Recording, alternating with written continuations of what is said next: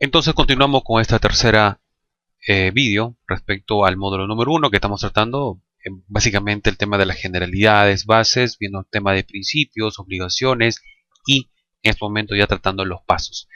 Nos quedamos en el paso número 2, así que vamos a reanudar esta primera sección. En la descripción del producto se incluirá por lo menos los siguientes datos. Atención, nombre del producto, cuando corresponda el nombre común, consignando el nombre científico de ser el caso.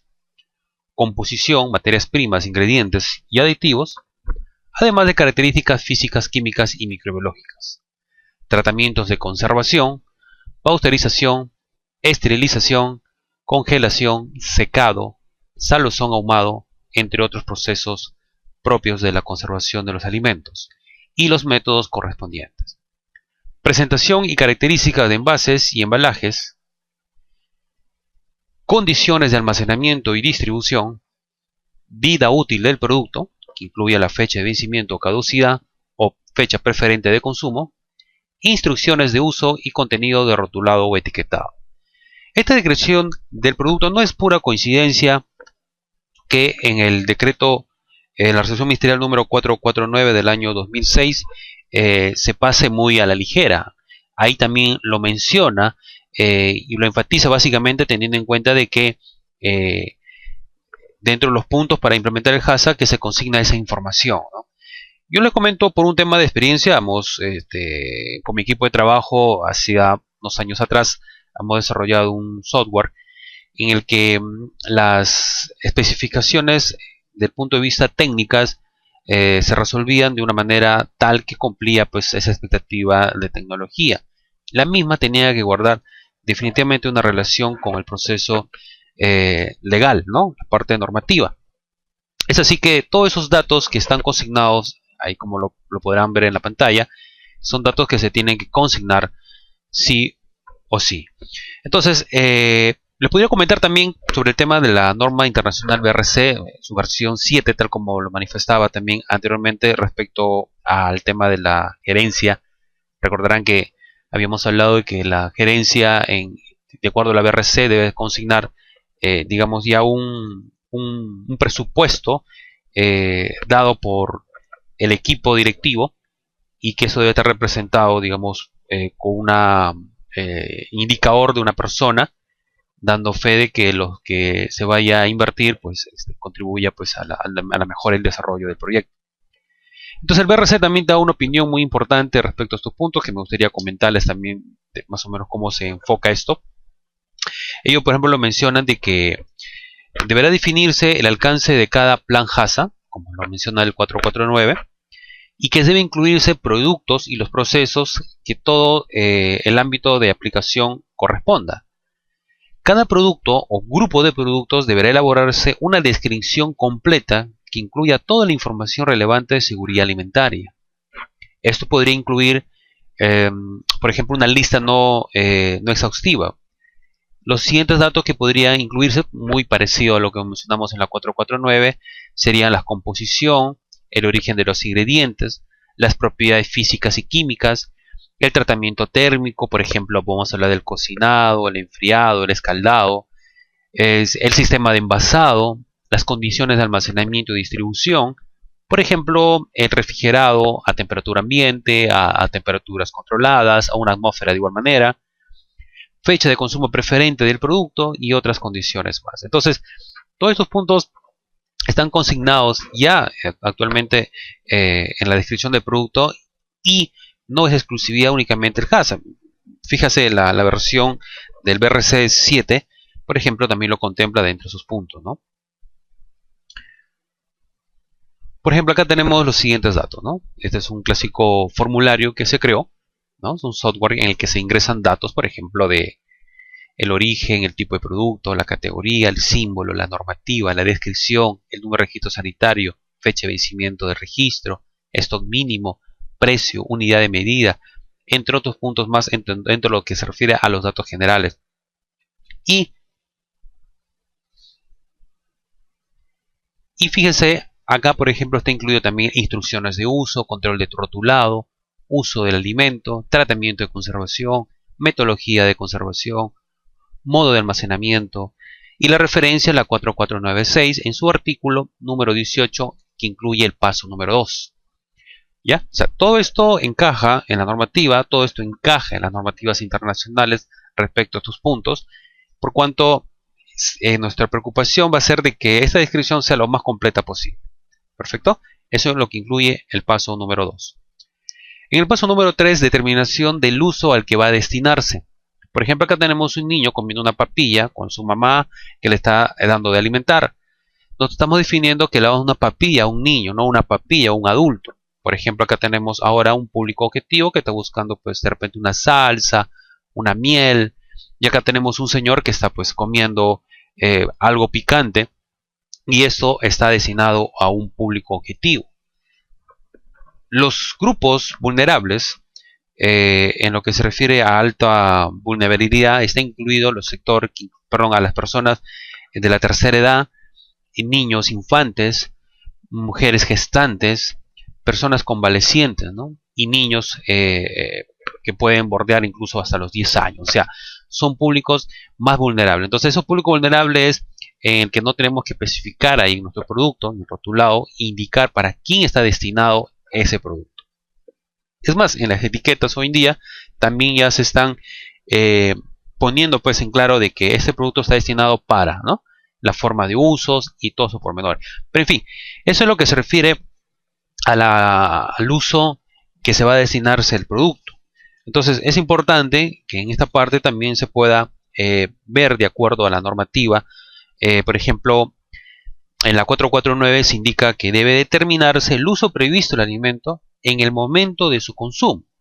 De manera que eso podemos evaluar el impacto de las materias primas que se han utilizado, o sus ingredientes, coadyuvantes, aditivos.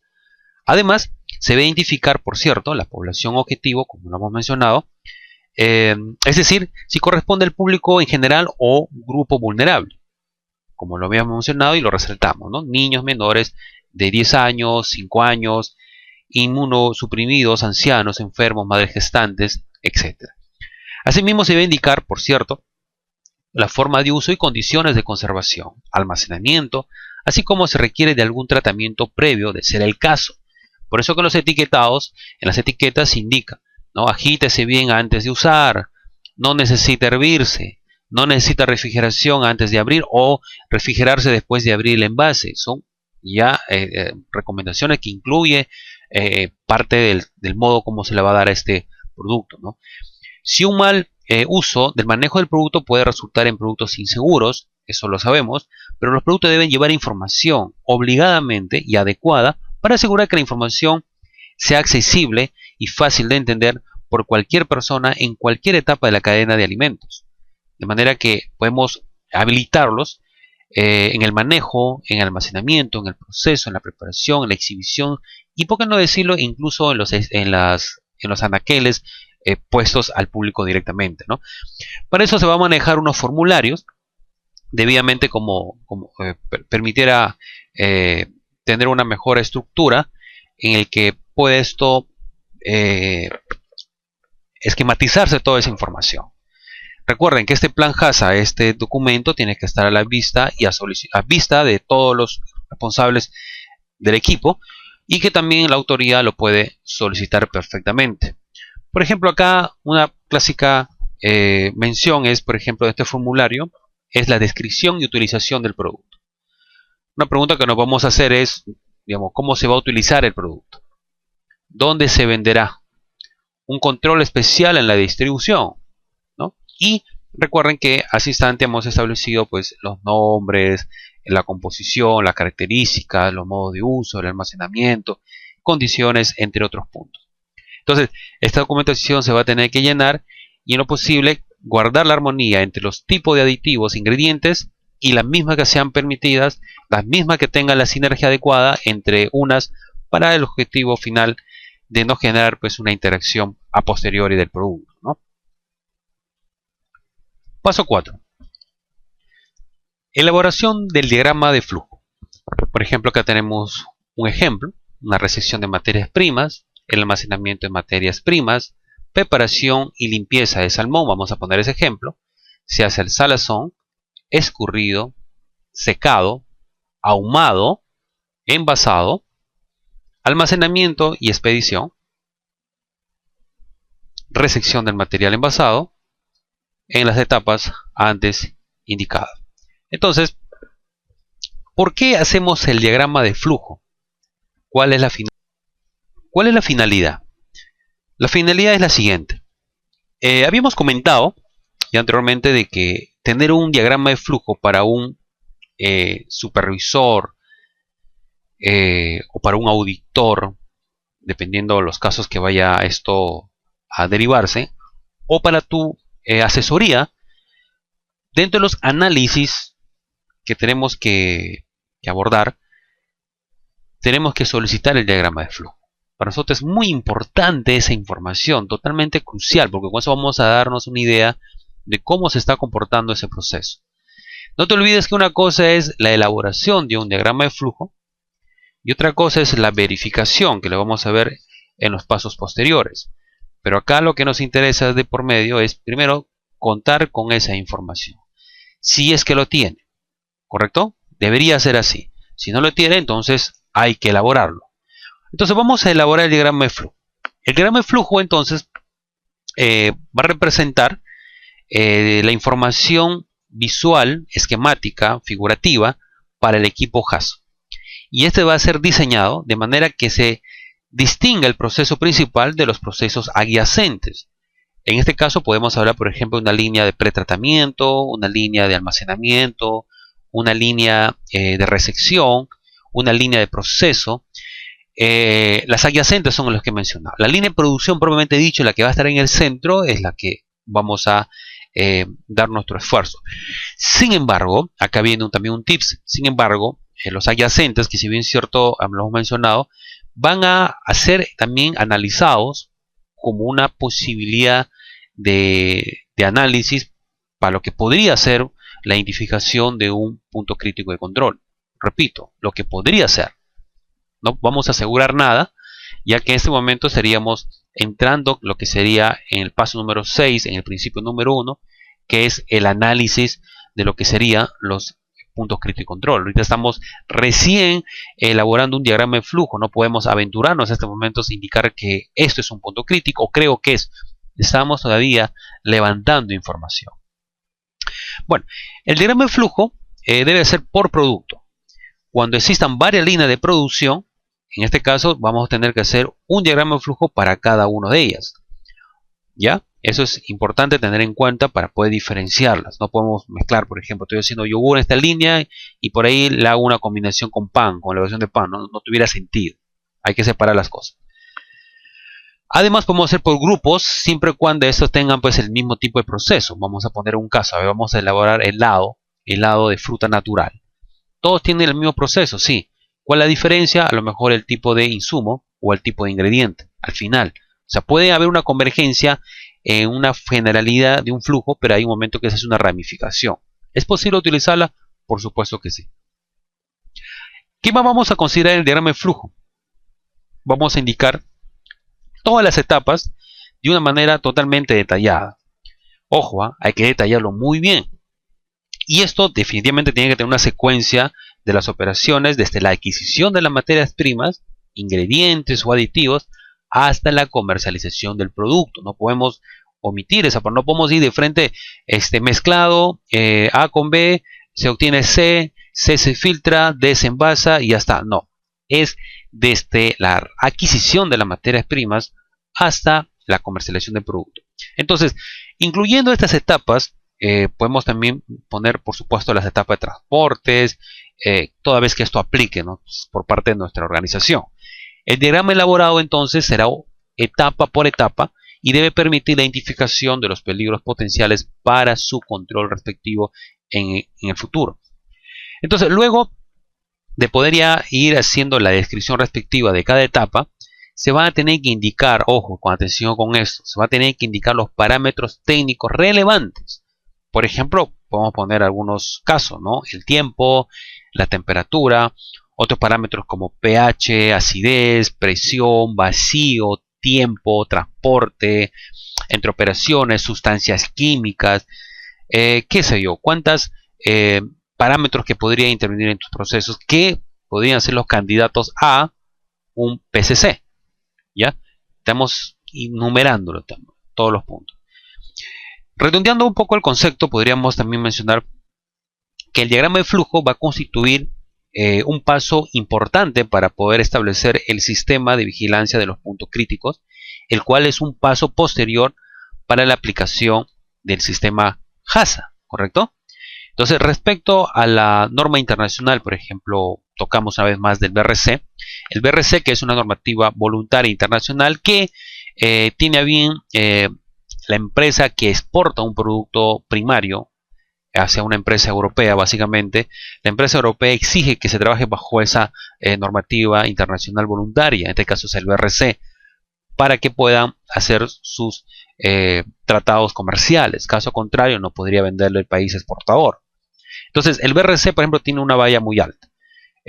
Por ejemplo, acá se señala, en lo que se refiere al diagrama de flujo, que se debe elaborar por cada producto, muy igual al 449 que estamos hablando, y que la selección de las materias primas hasta el procesado debe detallarse los parámetros y llegando incluso hasta la parte de distribución. Si el caso aplica un parámetro, también incluirlo. Por ejemplo, vamos a hablar de un transporte refrigerado, parámetro entonces.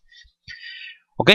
Entonces vamos a considerar nuestra elaboración de diagrama de flujo y contar también con un plano de instalación, que sería interesante tenerlo para después hacer un diagrama de recorrido y poder ver si muy al margen de una línea de producción, dentro de un plano que se va a trasladar el diagrama de flujo, ver si existe ahí algún cruce de procesos o de repente una situación que pueda poner en riesgo también la seguridad de las personas o la seguridad del producto alimentario.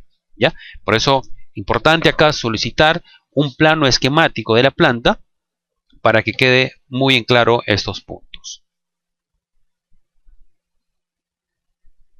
Paso número 5. Desarrollar un diagrama de flujo del proceso y confirmarlo in situ.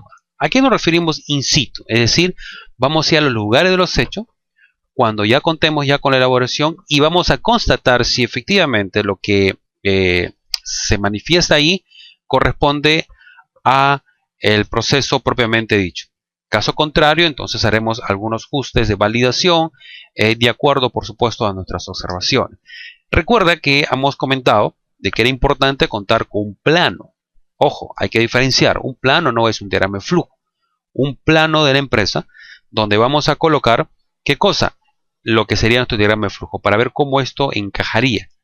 ¿Ya? Eso es la intención, sobre todo, para no, digamos, que existe un divorcio entre lo que se dice y en lo que en la práctica se da. Entonces, vamos a ver este caso, por ejemplo.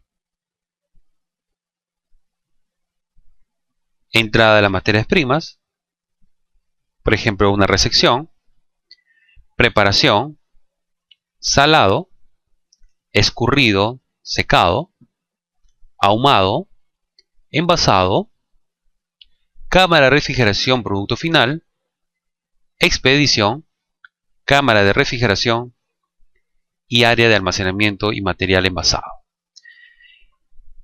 Si nos imaginamos ese fondo marrón con tendencia a melón, sería como nuestro layout. ¿Ya?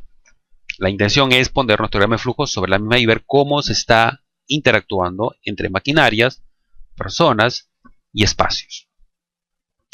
La verificación in situ, por tanto, es importante ya que nos va a permitir determinar la relación tiempo-temperatura, por qué no decir también tiempo-presión o tiempo y parámetros, y establecer las medidas correctivas que sean necesarias para un control eficaz de los procesos potenciales y asegurar la inocuidad del alimento determinado. Asimismo, nuestro equipo debe contar con un sistema de seguridad de manera que nos permita verificar la precisión de los diagramas de flujo. Cuando me refiero a un equipo de seguridad alimentario, me refiero de que son un conjunto de personas multidisciplinarias, ya cada uno especialista en su línea. De ser el caso, sería estupendo. Deberá verificarse la precisión de los diagramas de flujo de proceso, realizando auditorías en las instalaciones y se comprobarán al menos anualmente si esto considera pertinente validarse en ese momento. ¿Quién determina el tiempo? Lo determina la gerencia general. Ok, entonces será recomendable realizar una verificación, para redondear un poco el concepto, en las horas de mayor producción, de mayor atención a clientes, ya que son las actividades donde uno normalmente por presión de tiempo suele cambiar procesos u omitir algunas etapas que antes se han podido concebir. ¿Ok? Algunas consideraciones, por ejemplo, es que lo realice todo el equipo HASA. Además, otra consideración sería el garantizar que el diagrama de flujo y el plano esquemático son exactos y complementos y coherentes uno como se plantea de inicio. Asegurar también que la identificación de las principales operaciones y confirmar las suposiciones sobre circulación de un producto y de los empleados sean del modo armonioso. Y además nos permite sobre todo comprobar si el diagrama de flujo es válido durante los periodos de operaciones. Ojo, atención con esto. Si estamos hablando de que se va a hacer la verificación in situ en las horas de mayor producción, hay que tener en cuenta de que muchas empresas en la etapa de auditoría, es curioso esto, cuando tenemos auditorías externas, normalmente suelen parar la producción para que vean solamente la parte de la parte de infraestructura, ¿no? Y en la práctica no nos convendría que sea así. Tiene que trabajar el personal, porque ahí vamos a ir aprendiendo. Por eso que cuando ya vemos el capítulo de auditoría, vamos a ver los tipos de auditorías que hay, y en función a ella es donde vamos a tener que tener cierto nivel de rigurosidad, dependiendo quién hace la auditoría, ¿no?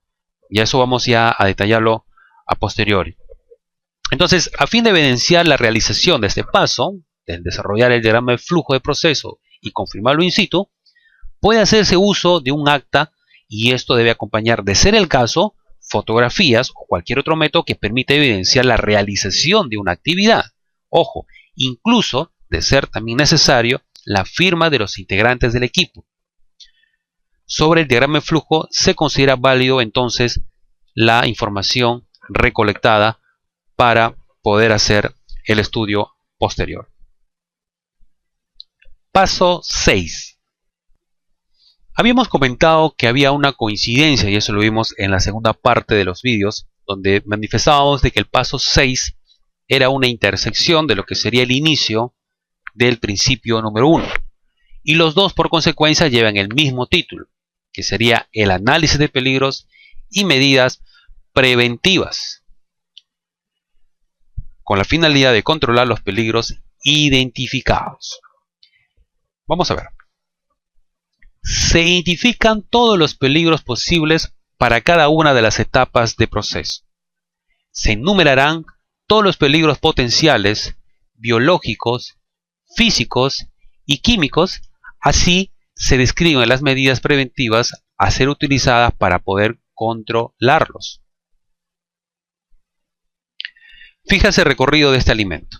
Tenemos acá crustáceos, peces que han sido recolectados de un punto de acopio, los mismos que han ido a los diferentes mercados. Suponiendo que el mismo vaya a un restaurante, esto será servido a los comensales, suponiendo que sea el ejemplo. Posteriormente, el mismo de los residuos, estos serán reciclados. Vamos a enumerar cuáles serían los peligros. Bueno, primero podemos partir desde la recepción. Primero, antes de que la materia prima sea utilizada, indudablemente tiene que pasar por control de calidad. Y la misma también tiene que sustentarse, en el caso del proveedor, que el producto ha sido refrigerado, congelado, transportado, y que el mismo, al llegar en planta, tiene que tener tal o cual temperatura. Con eso estamos ya filtrando en estos momentos y descartando algunos peligros que podrían ser notorios. Porque si pedimos a menos 20 o a menos 16 y nos llega un producto a 0 grados o a 5 grados, por más que digan que esté frío, pues está fuera de los rangos establecidos. Entonces ya esto es un peligro potencial que podría derivarse. ¿Ok? Ahora, se entiende por análisis de peligros, en estos casos, viéndolo de esta manera, el proceso de recopilación y evaluación de información sobre los peligros y las condiciones que estos originarían. Es decir, cuán importante sería para la inocuidad si se omite a un punto en cuestión.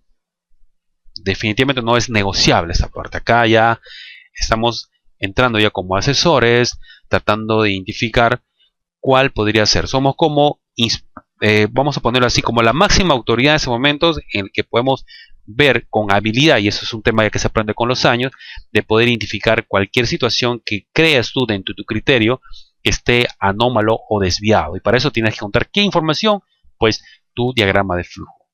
Y con esto es la verificación y utilizas mucho el prejuicio o el juicio, perdón, para poder determinar si está bien o no ese punto observado. Por ejemplo, en el manual de capacitación sobre higiene de los alimentos y análisis de peligros de control que lo emite la FAO, señala, por ejemplo, que el análisis de peligro constituye el primer principio del HACCP. Y eso ya lo mencionamos hace instantes, de que es el primer principio del HACCP, pero para la estructura lógica de la implementación es el paso 6 también. Los dos llevan el mismo nombre. Entonces, este análisis exige la experiencia técnica y formativa científica de diversos campos. Por eso hemos hablado de un equipo multidisciplinario que apoye bastante y respalde en sus conocimientos, en su experiencia, de cómo esto podría fácilmente identificarse para unos, como para otros podría ser pasado, digamos, sin importancia. Por eso se requiere mucho el tema de la experiencia del equipo que va a estar conformado, ¿no? Por eso siempre se habla de una formación científica, sin llegar a extremos, por supuesto, ¿no? De esa manera, vamos a poder identificar adecuadamente todos los posibles peligros, ¿no? Entonces, el conocimiento de la ciencia de alimentos, hablamos de físico-química, hablamos de bioquímica, hablamos de tecnología alimentaria, simulación de casos, procesos, operaciones unitarias, entre otros puntos más estadísticas, será totalmente importante para el equipo, ya que gracias a esos conocimientos y a la experiencia va a poder fácilmente hacer un análisis e identificación de los peligros significativos que podrían de momento ya ser candidatos. Ojo, acá tampoco estamos diciendo que ya es un PCC declarado. En este momento estamos haciendo un análisis, recolectando información. El profesional responsable que dirige el equipo HACCP debe compilar una lista de todos los peligros identificados para cada una de las etapas de la cadena alimentaria. Y esto, como lo mencionamos desde un inicio, va desde la producción primaria, si el caso corresponde como ámbito de aplicación, hasta el consumo final. Luego de la compilación de los peligros identificados, que por cierto ya viene a ser una especie de contenedor de información que va a ser posteriormente ya más detallado, más estudiado, se debe analizar cuáles son indispensables controlar. ¿Ya? Estamos hablando ya de una etapa en la que yo he logrado identificar los posibles y ahora estoy analizándolas para poder saber cuál requiere sí o sí un control. De esa manera vamos a reducir indudablemente el peligro. Bueno, de manera concordante entonces con las normas internacionales, señala que el equipo de seguridad alimentaria del Plan HACCP deberá identificar y registrar todos los riesgos potenciales que razonablemente cabe esperar que se produzca en cada etapa con respecto al producto. Dicha información será extraída gracias a la observación, a la experiencia y a los datos in situ que en ese momento puede observarse. Entonces deberá tomarse en consideración todas las etapas. ¿Ya? No se puede omitir ni un punto. Reitero, si puede ser desde el procesamiento primario, enhorabuena. Si no es así, entonces coordinaremos con nuestro proveedor de campos, si en caso compramos productos agrarios, para hacer una visita inopinada de momento y después una visita donde se pueda ya sacar importantes conclusiones en el futuro. Muy bien. Vamos a redondear un poco esta figura porque considero que esto es muy importante, ver el objetivo básicamente. Podríamos indicar que dentro de los análisis de peligros y medidas preventivas, nuestro principal objetivo es buscar desarrollar una lista, un inventario de peligros que sean suficientemente importantes y en caso de ocurrir, digamos, sería razonablemente un indicador de momento causante de los daños de la salud de las personas, si esto no se controla adecuadamente. Un ejemplo, una esterilización de una conserva con una temperatura de esterilización de 121 grados centígrados por 30 minutos, que no es sometido a la temperatura y no llega al tiempo adecuado, puede generar dentro del contenido de la conserva el crecimiento de esporas de Clostridium botulinum, las mismas que pueden ser consumido por un público final y puede generar pues el botulismo, que se desencadena finalmente en la parálisis parcial del organismo hasta el punto que puede llegar, si no es tratado de inmediato, a la muerte de las personas. Entonces, ¿es un peligro que tiene que ser definitivamente controlado sí o sí? Por supuesto que sí. La esterilización comercial en este punto es totalmente crucial. Vamos a ver acá un ejemplo. Principio 1, seguimos con el principio 1, análisis de peligros y medidas preventivas. Por ejemplo, acá tenemos las bacterias formadoras de esporas. Hemos hablado hace instante del Clostridium botulinum. Podríamos también hablar del Clostridium perfringens, el Bacillus cereus, virus, hepatitis A, hepatitis E. Por ejemplo, imagínate, vas a consumir un crustáceo, un cangrejo, choros o conchas de abanico. La misma que estas son extraídas de fuentes que no han sido controladas por el ministerio de una manera responsable. Es casi probable, por encima del 90%, que estas puedan tener, ojo, hepatitis E. El público lo consume, a lo mejor semicrudo, porque hay mucha cultura de comer el pescado semicrudo con limón, que es muy conocido como ceviche. Entonces, esto se traslada hacia el ser humano. Virus del grupo Nodward y rotavirus. Bacterias no formadoras de esporas, tenemos la Brucella abortis, la Brucella suis, los Campylobacter, la Escherichia coli, muy conocida, la Listeria monocytogenes. Yo diría que mortal, porque la Listeria monocytogenes, recuerden que está demostrado de que se aloja básicamente en los productos refrigerados. Es el enemigo de los productos refrigerados. Cuando pensamos que porque está refrigerado no hay problema, pues sí hay problema, y peor aún si son productos azucarados. Por ejemplo, podemos hablar de un helado, ¿no? Podemos hablar de una bebida fermentada dulce. Ahí está el Clostridium, la Listeria monocytogenes. La Listeria monocytogenes tiene un ADN que genera un bucle dentro de su estructura misma, que hace que la temperatura que está en esos momentos dado lo aproveche al máximo. Es como que estaría en un medio temperatura ambiente de los mesófilos están excelentemente bien acondicionados. En este caso, la Listeria monocytogenes tiene esa característica. ¿Cuál sería la implicancia de que esto se consuma por una persona? Pues básicamente para un sector vulnerable, como hemos mencionado ya anteriormente, para niños, personas ancianas, madres gestantes o personas de tercera edad o personas convalecientes de salud, sería totalmente mortal. No nos olvidemos que hace no mucho en Estados Unidos, en Oklahoma, a partir de los helados Red Blue, se logró generar una alerta internacional, a tal punto que incluso en los propios ministerios de salud, en su portada principal, salió un comunicado manifestando de que los helados de la marca Blue no se consumieran porque había encontrado Listeria monocytogenes. Y esto generó pues la muerte de 2 personas en Estados Unidos, y es una alerta internacional, ya que esos helados se importan de Estados Unidos.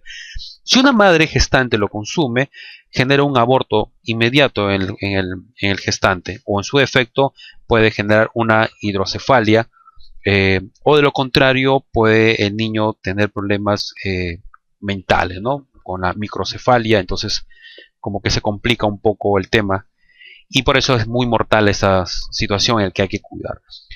Tú lograrás identificar, de acuerdo al tipo de alimento que vayas a tratar, cuáles son sus indicadores deteriorantes, cuál es el que va a decir, oye, atención, ten en cuenta que yo soy botulinio, ¿no? Soy Clostridium botulinum, y yo voy a ser responsable de que la gente tenga pues botulinio.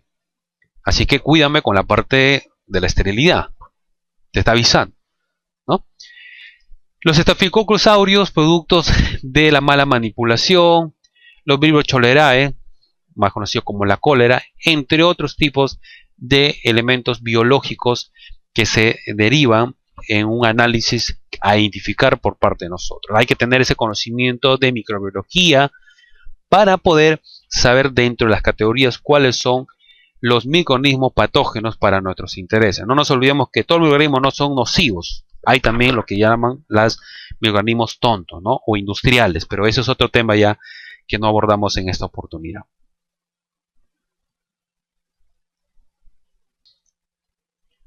Principio número 1. Análisis de peligros y medidas preventivas. Por ejemplo, acá tenemos los peligros físicos. Material, ejemplo, un vidrio. ¿Cuáles son los posibles daños? Corte, hemorragia, posible necesidad de cirugía para controlar o extraer el material o residuo que podría haberse incrustado, ya sea en los intestinos, ya sea en el estómago, o de repente ya sea en la lengua o en la boca. ¿Cuáles son las fuentes posibles? Botellas de vidrio, indudablemente, botes, focos de luz, por eso que se pide siempre que haya protección en las lámparas de luminarias, utensilios y cubiertas de nanómetros, en este caso podemos hablar de un termómetro, por eso que ya no está recomendado utilizar ya los termómetros de mercurio. Hoy todo ya tiene que ser digitalizado. Eso es, por ejemplo, un posible PC o punto de control, ya que, como sabrán, el tema del mercurio pues es tóxico y envenena a las personas. Entonces, sería una contaminación física. Madera, cortes de infección, atragantamiento, posible necesidad de cirugía. Piedras, atragantamiento, rotura de dientes. Metales, cortes, infección, puede también, de ser el caso, someter a una cirugía. Huesos, plásticos, efectos. Todo lo que tenga que ver con la parte física tenemos que también evaluar. Si tú observas que están elaborando un pan en una mesa de madera, ya en ese momento tú sabes perfectamente que la madera va a expedir o con el tiempo se va a desastillar. Entonces la primera observación que haces. Más probable es que una astilla pueda irse en la masa de pan y pueda llegar finalmente como producto a la mesa de un hogar, una astilla. Entonces, ¿puede causar daño a una persona? Sí. Entonces es un PCC. Quítame por favor y dame una recubierta de esa mesa, una mesa inoxidable, o en su defecto podría ser una mesa conformica, ¿no? Es decir, colocar una mica especial. Ya es un tema ya como lo puedes tú agenciar. Ejemplo de peligros químicos.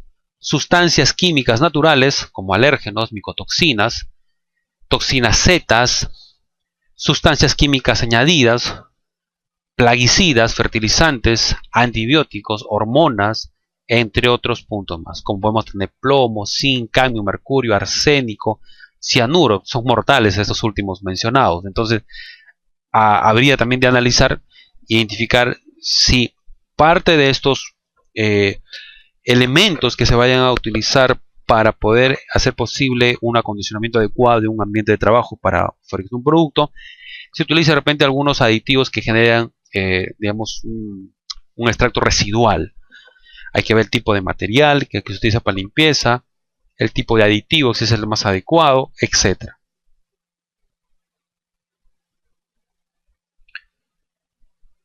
Ejemplo de medidas preventivas. Norma vigente, para eso vamos a utilizar el programa de buenas prácticas de manufactura, los programas de higiene y saneamiento, los programas de limpieza y desinfección, derratización y desinfección y programas de mantenimiento de equipos. Vamos a poner un ejemplo. Hemos comentado al inicio, en el primer vídeo, de que el HACCP requería de ciertos prerequisitos para que pueda esto desarrollarse. Y aquí con el tiempo, con este paso número 6, prácticamente estamos reafirmando lo que dijimos al inicio, ya que requerimos de que las buenas prácticas de manufactura reposen sobre los programas de higiene y saneamiento. Requerimos que el HACCP repose sobre la BPM y el PHS. El PHS o el programa de higiene y saneamiento, que incluye lo que es limpieza, desinfección, desratización, desinfección, mantenimiento de equipo, calibración, queja de cliente, entre otros puntos, su trabajo exclusivamente es hacer del establecimiento un lugar acogedor, limpio y desinfectado de ser el caso, donde los servicios higiénicos estén pues debidamente adecuados, que los laboratorios estén debidamente limpios, las zonas de producción igual. Ese trabajo no lo hace la buena práctica de manufactura. El trabajo de manufactura no le corresponde a esa labor, eso lo tiene que hacer el PHS. La buena práctica de manufactura, como el mismo nombre lo dice, como algunos lo conocen como buenas prácticas de elaboración, buenas prácticas de procesamiento, buenas prácticas de fabricación, etc. Para nosotros es buenas prácticas de manufactura. Es decir, lo que el operario, lo que el técnico, lo que las personas que van a entrar directamente en contacto con el alimento lo hagan de una manera responsable. Por ejemplo, las uñas cortas, el cabello corto, si usa barba cubierta, si usa uñas cortas pequeñas sin esmalte, no usar aros ni aretes, y el cabello recubierto, el uniforme limpio y el personal aseado. Y que tenga buenos hábitos de higiene, por supuesto, no tocándose la boca, las orejas, los oídos, etc. Eso lo hace las buenas prácticas de manufactura. HACCP lo que va a hacer ya es finalmente controlar, verificar y validar los procesos. Por cuanto en este paso número 6, las medidas preventivas son en gran número los antes mencionados. Las buenas prácticas de manufactura y los programas de higiene y saneamiento con los POEs incluidos, que en resumen lo podemos poner todo con una sola etiqueta llamada PGH o Principios Generales de Higiene. Muy importante con eso, aunque parece un poco escandaloso comentar lo que encontré un caso de una empresa que tenía HACCP pero no tenía ni IBPM ni programa de higiene y saneamiento. Entonces, ¿cómo se podía soportar? Pero cuando comencé a indagar, en realidad era solamente un saludo a la bandera. No había un fundamento, no había base. Tenía que tenerse y empezarse desde abajo. ¿Cómo lo haces entender? Ahí viene ya tu habilidad. Eso no se aprende en la universidad, eso no se aprende en un instituto. Eso tiene que ya el tema de persuasión, cómo hacer que empecemos por esto y explicarlo de una manera tal para que empiece desde el PHS hasta finalmente obtener ya el plan HACCP. Ya es un recorrido que tienes que trabajar. Pero para ti es una ventaja porque al final vas a asesorar en ese punto.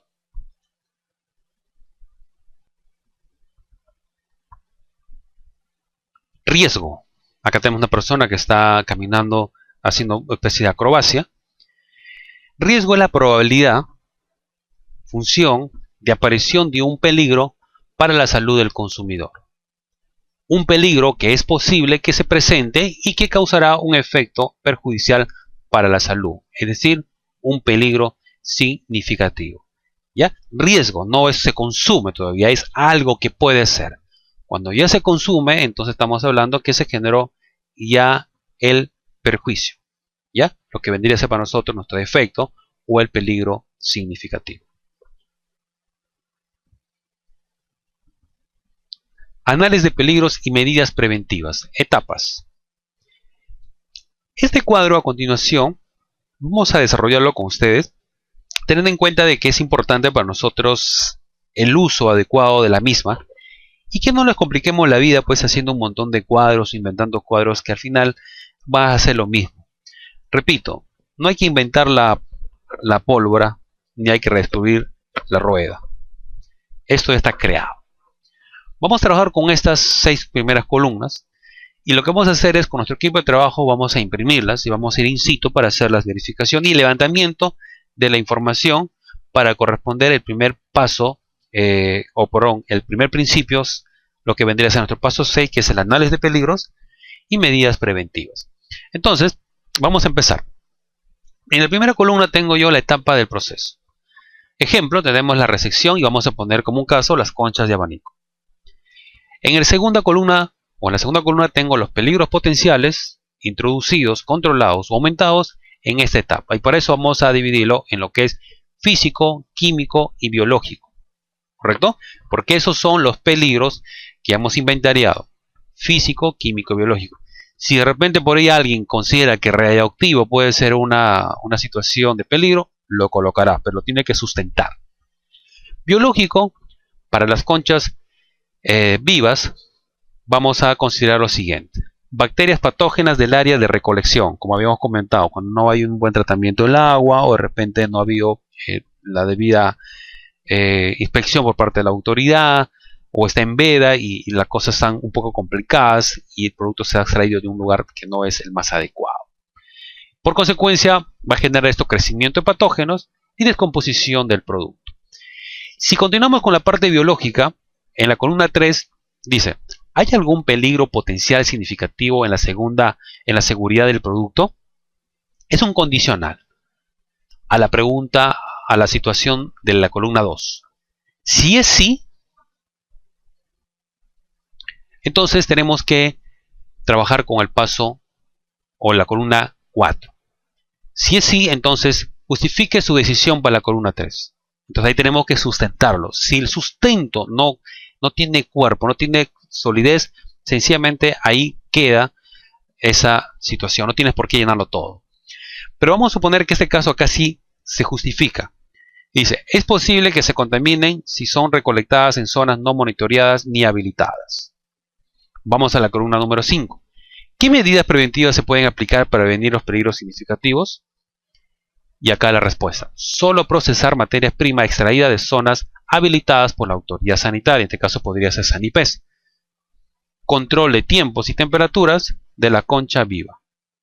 Solo recepción de materia prima viva.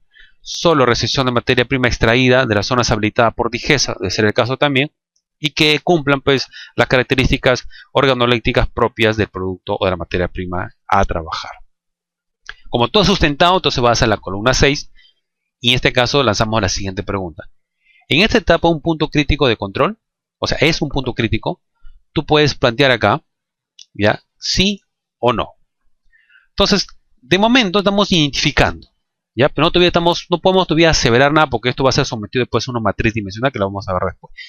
La misma lógica para el caso biológico, vamos a aplicar para el caso químico, que aplica por ejemplo para biotoxinas, ¿no? Y contaminación por combustible, porque estamos teniendo en cuenta que estos son extraídas por lanchas, botes, que requieren pues combustible y esto de hecho que contamina el medio, ¿no? Y físico, en este caso no puede aplicar ninguno. Eso tienes que trabajarlo de esa manera.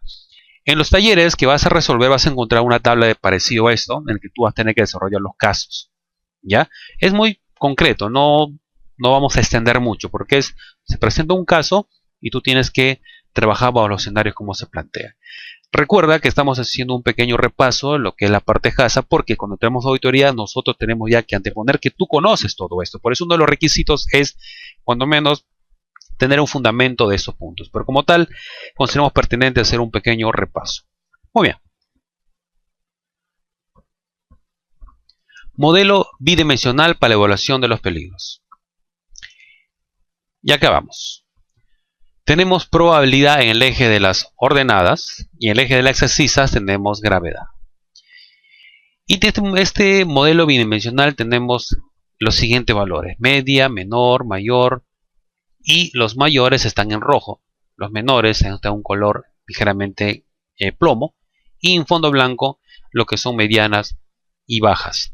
En algunos casos las altas también se aplican a estos puntos. ¿Qué es lo que vamos a hacer con esto? Este modelo bidimensional lo vamos a usar para algunos proyectos. Vamos a observar. Por ejemplo, tengamos en cuenta esta tabla número 1. Criterios aplicados para la determinación del efecto del peligro. Por eso nosotros tenemos esta siguiente columna, valor, la segunda columna alcance y el 3 criterio. La primera es, el valores son menor, moderado, serio y muy serio. Una forma ascendente de acuerdo al valor de determinar un peligro. El alcance, seguridad y los criterios lo vamos a mencionar. Por ejemplo, vamos a empezar. Para que sea de un valor menor, el criterio es sin lesión o enfermedad. Para que sea moderado, debe ser lesión o enfermedad leve.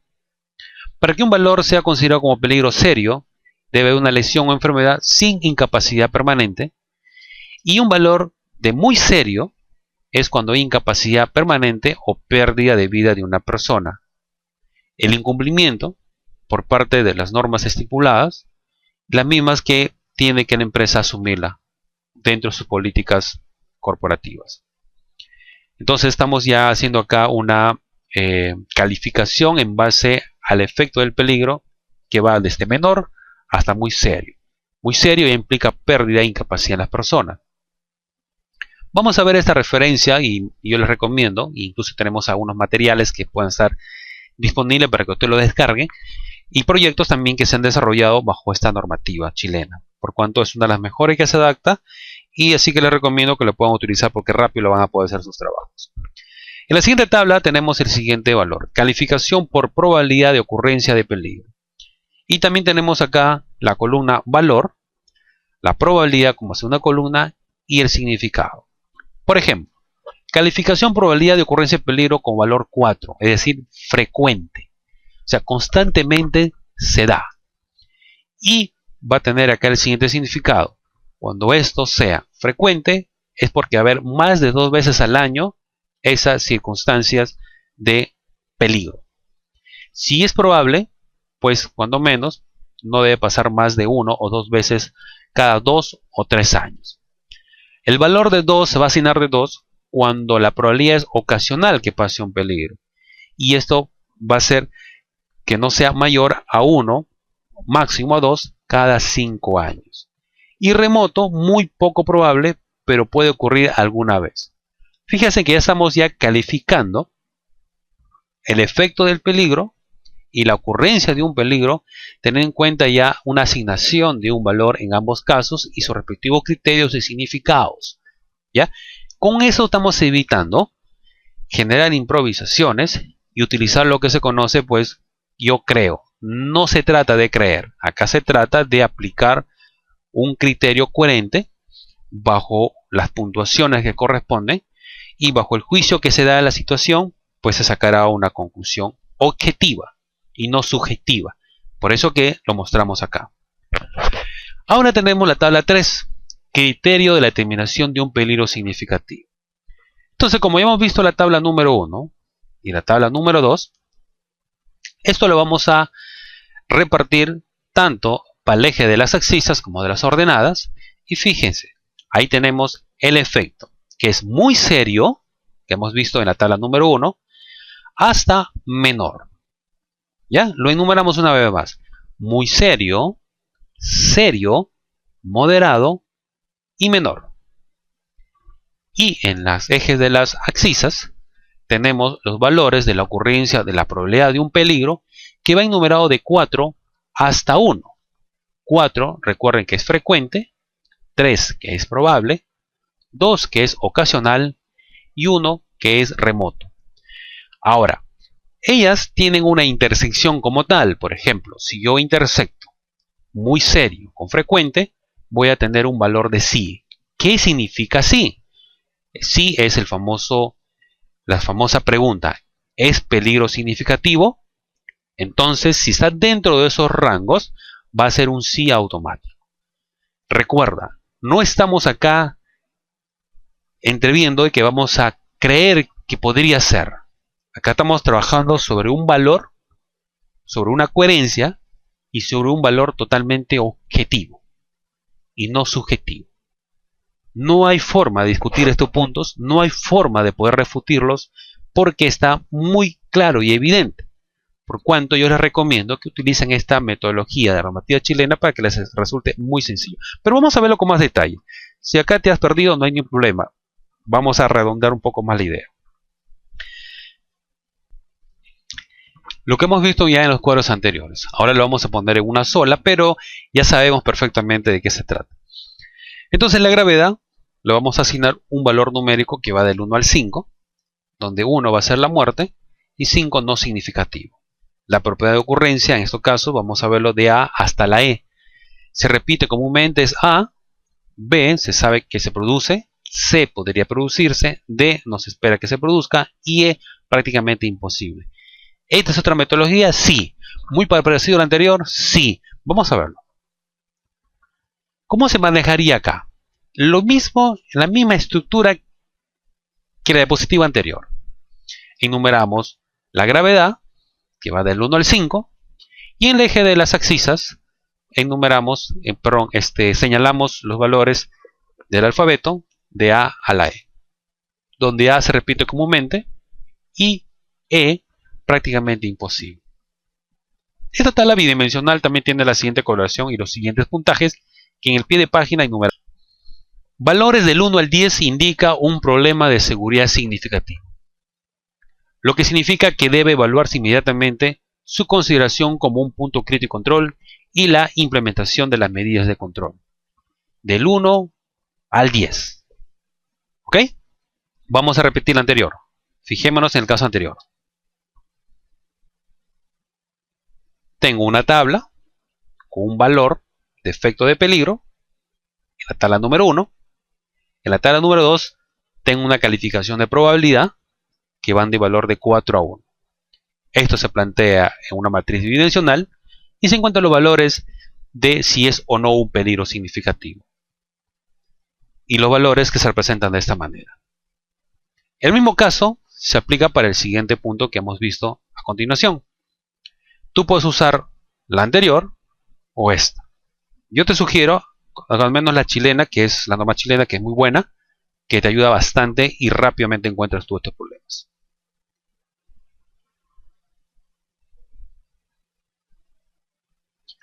Vamos a ver ahora el paso número 7, que vendría a ser el principio 2. Determinación de los puntos críticos de control. Se utiliza el árbol de decisiones para cada una de las etapas. Esta herramienta se aplica a cada peligro identificado, considerando sus medidas preventivas. Entonces vamos a ver un poco más los alcances de esta herramienta.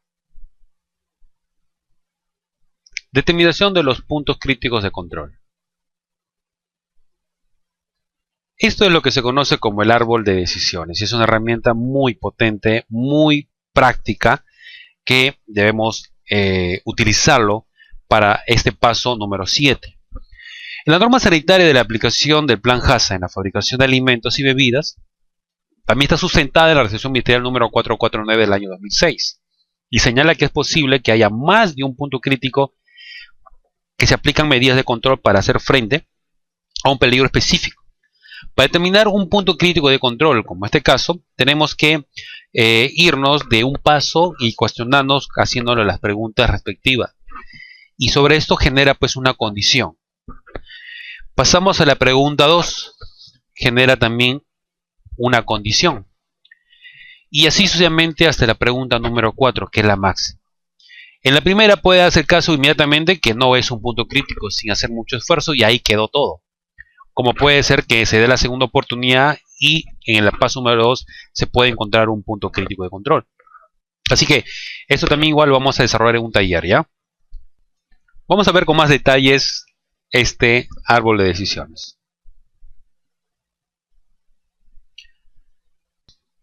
Pregunta número 1.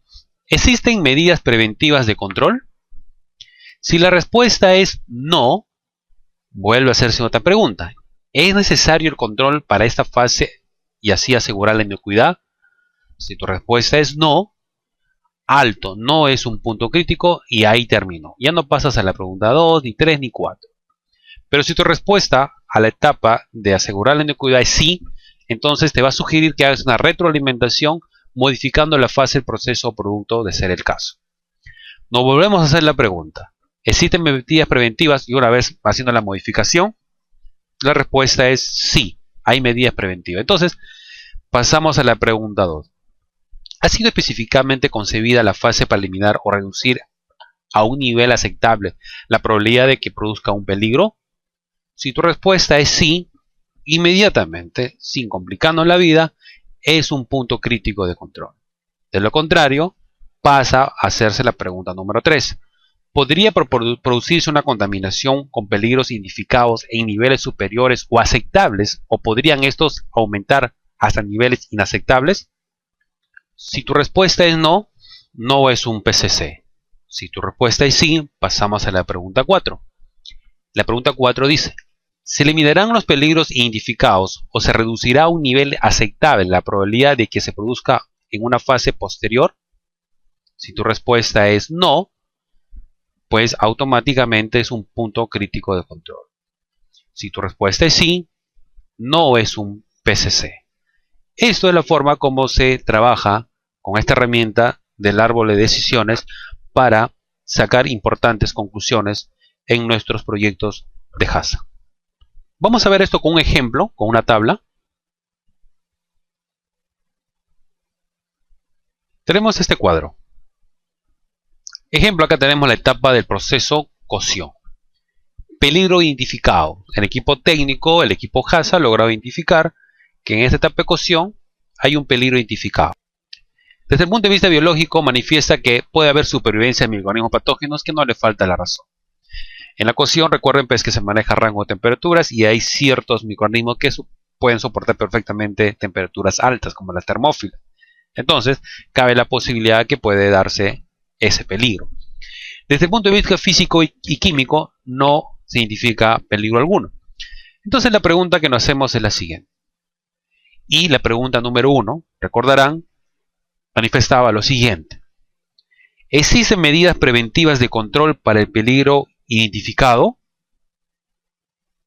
Si tu respuesta es sí, pasas a la pregunta 2. En la pregunta 2, recordemos, manifestaba o dice el árbol de decisiones, esta etapa elimina o reduce la probabilidad de presentación de un peligro hasta un nivel aceptable. Si es sí, ya no haces la pregunta 3 ni la pregunta 4, sino automáticamente se convierte en un punto crítico de control. Esta es la forma tradicional como se hace actualmente en el mundo. Pero vamos a utilizar ahora, ya no este árbol de decisiones, sino vamos a usar, por ejemplo, la norma chilena como lo hemos venido haciendo, pero ya un caso aplicativo para poder determinar. No se olvide que en el paso número 6 lo que hemos estado haciendo es un análisis de peligros y con el paso 7 ya estamos determinándolos. Ojo, atención, con el paso 7 ya estamos determinando. Así que vamos a ver a continuación ya con el caso de las matrices bidimensionales.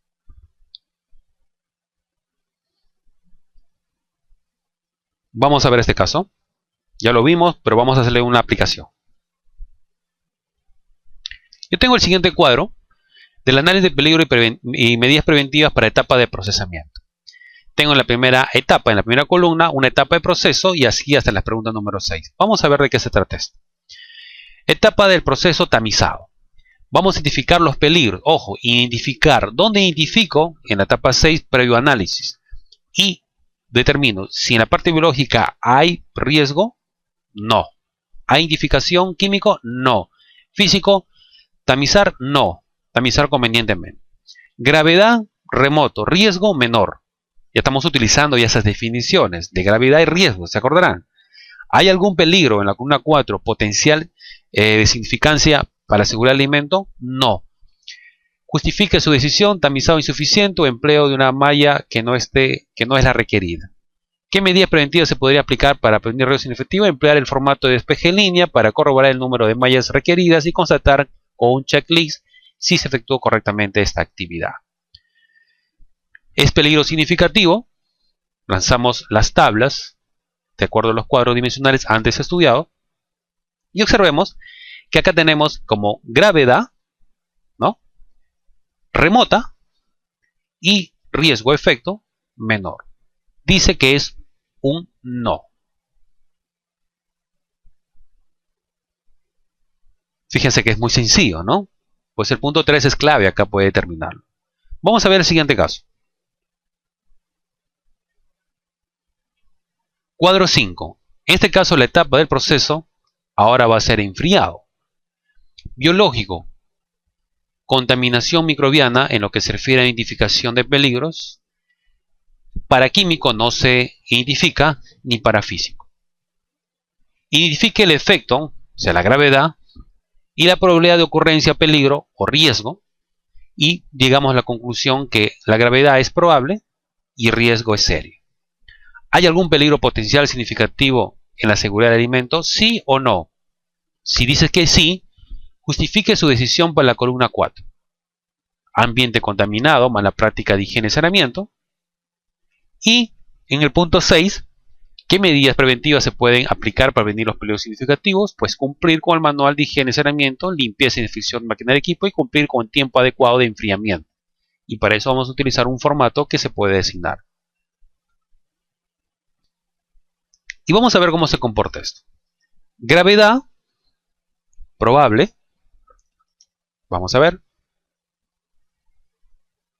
Riesgo, serio. Intersecta y encontramos un peligro significativo. Hemos encontrado un peligro significativo. Partiendo ya de lo que sería para nosotros nuestra gravedad y riesgo. Vamos a trabajar ahora con el paso número 8.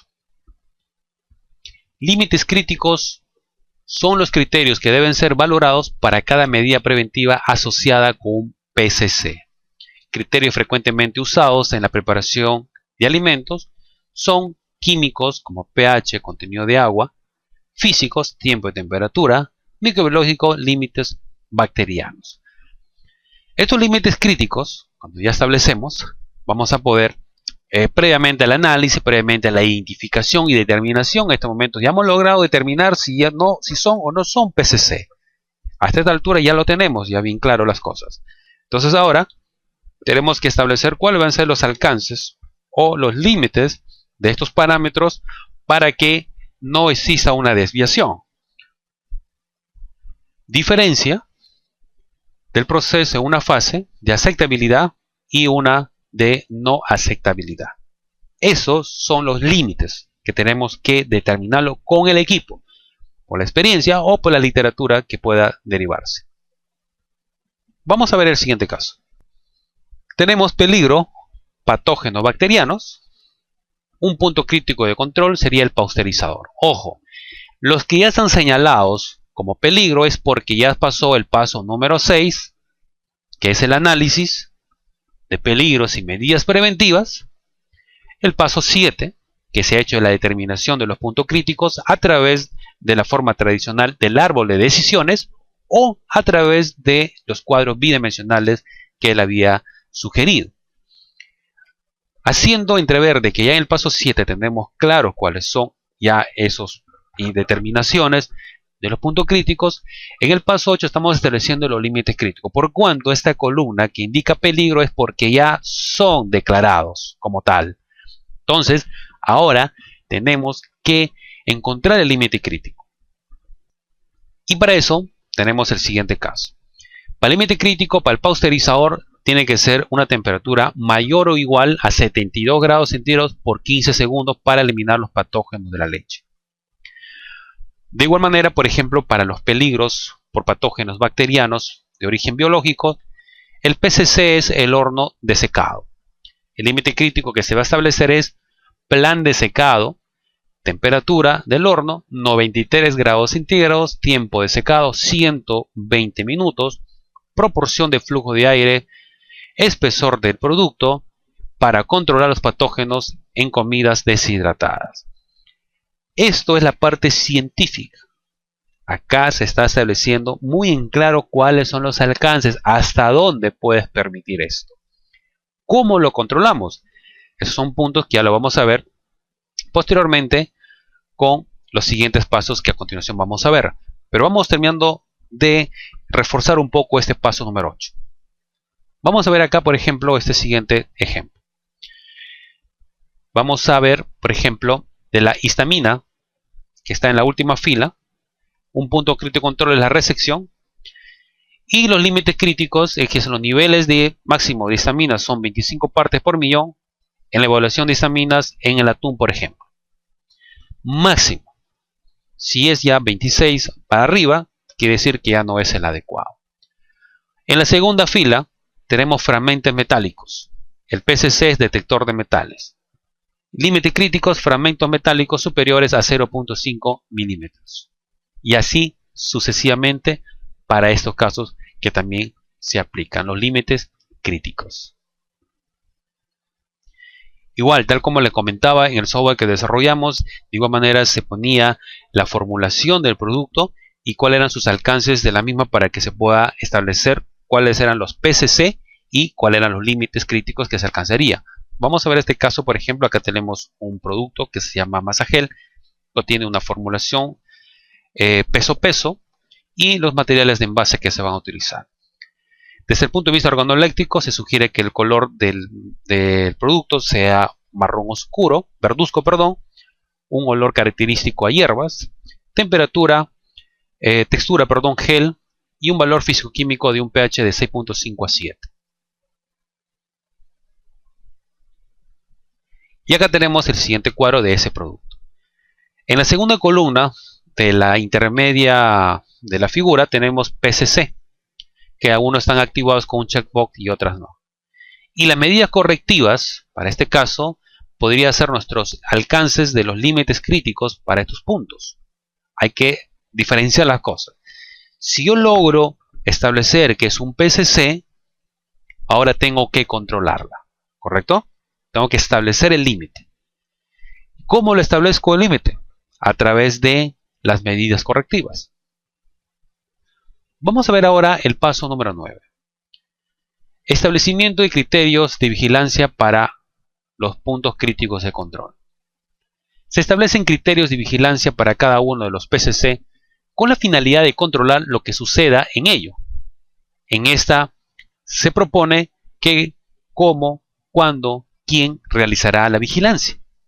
Por eso tenemos que tener un equipo para evitar improvisaciones, para decir que solamente a ti te toca y eso no es correcto. Existe un equipo que tiene que retroalimentar el proyecto, tiene que revisar, ver si está haciéndose o no los objetivos planteados de un inicio. Vamos a resolver un poco más el tema del paso 9.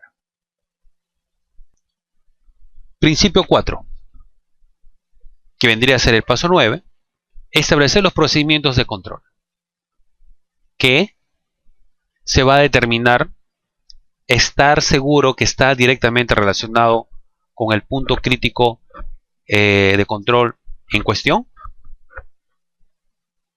¿Cómo se va a llevar a cabo la determinación, procedimientos de personal y equipamiento?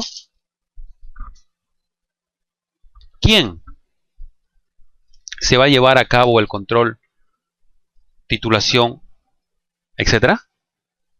Frecuencia suficiente para poder detectar las tendencias.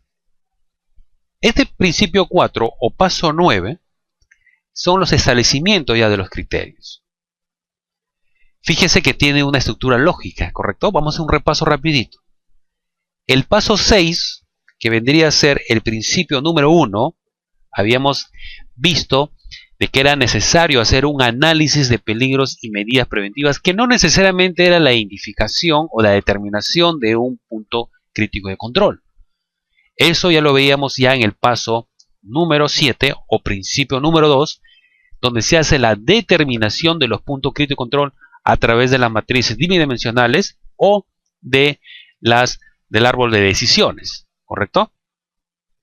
Y después hacíamos el paso o el principio número 3, el paso número 8, que es el establecimiento de límites críticos, que es lo mismo que decir que el principio 3, donde establecíamos cuáles eran los alcances de los límites que se habían antes identificado en el paso anterior.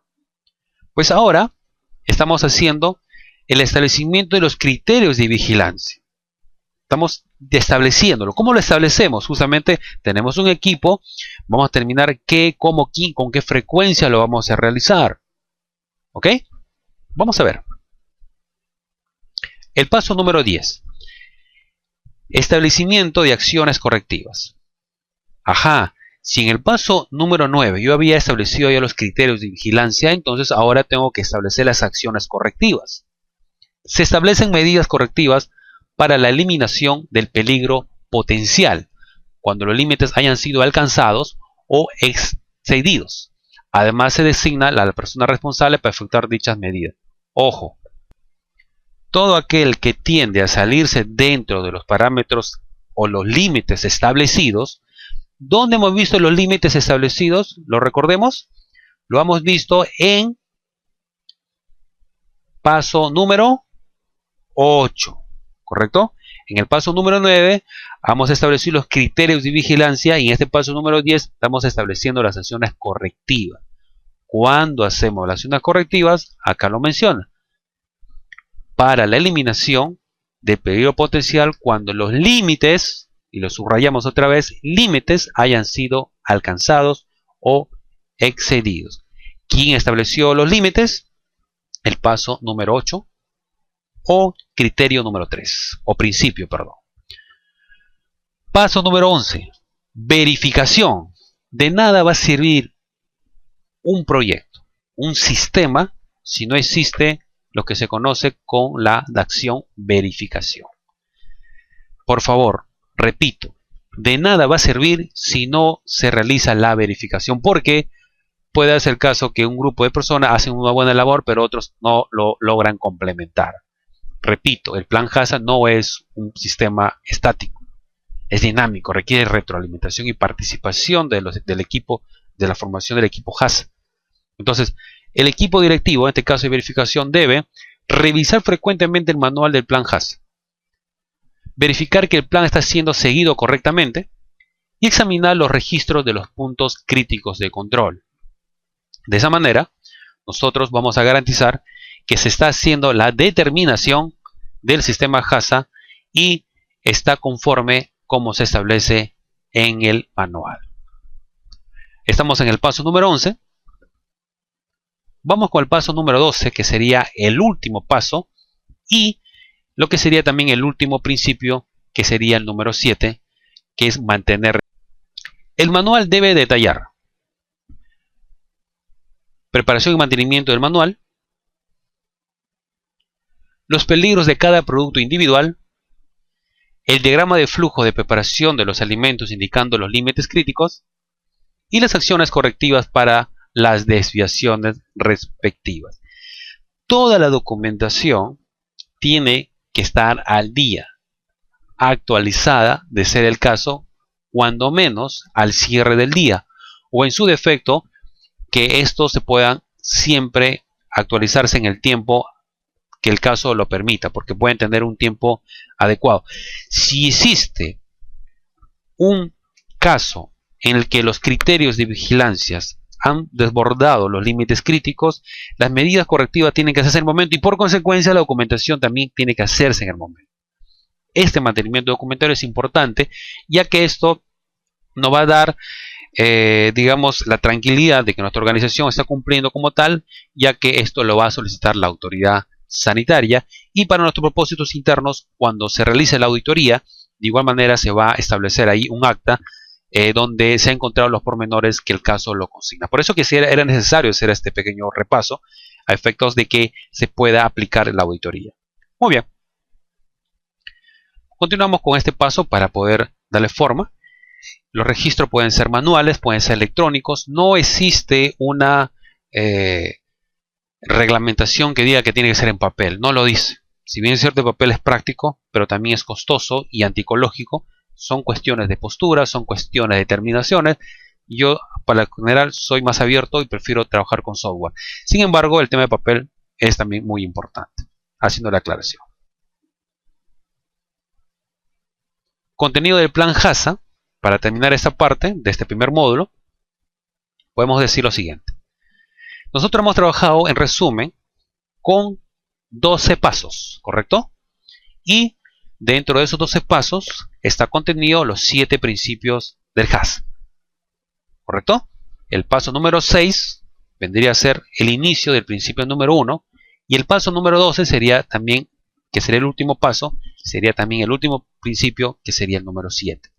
Sin embargo, es bueno mencionar que el contenido del plan HACCP tiene que, en la documentación, indicarse lo siguiente. Nombre y ubicación del establecimiento del productor. Y 2. Política sanitaria, objetivo de la empresa y compromiso gerencial. Punto número 3. Diseño de planta. Si te das cuenta, en el punto 4 hablamos de integrantes y funciones del equipo HACCP. En el punto número 5 se habla sobre descripción del producto. ¿No te parece algo familiar eso? Pues claro que sí, porque ya lo hemos visto. Recuerda que el paso número 1 es la formación del equipo HACCP. El paso número 2 era la descripción del producto. El paso número 3 determinación del uso al que va a destinarse. Y así sucesivamente con las interacciones corresponden. Esos 3 primeros ítems nos está indicando de que la documentación indudablemente tiene que tener pues dónde está ubicado, cuál es el nombre de la empresa, cuál es su objetivo, cuáles son sus alcances, cuáles son sus políticas y el diseño de planta, porque eso va a acompañarse a lo que sería para nosotros el diagrama de flujo y la determinación in situ de que el mismo cumple los criterios que se han establecido para la fabricación del producto en cuestión. Bueno, señores, en conclusión, hasta este momento hemos terminado el primer módulo. En la próxima clase estamos viendo ya auditoría y vamos a ver algunos casos con ejemplos. Para terminar esta primera sesión, algunos talleres que tienen que desarrollarlo. No es cosa del otro mundo, es prácticamente lo que hemos tratado. Les pido por favor que lo desarrollen y podemos reforzar esta parte para entrar ya a lo que sería la parte de auditoría. Bueno, por lo que me refiere, muchísimas gracias. Humilde servidor, el ingeniero Javier del Águila Gallardo, y conmigo será hasta otra ocasión. Muy buenas tardes, buenos días, buenas noches, dependiendo de la hora que lo están viendo. Felicidades. Hasta luego.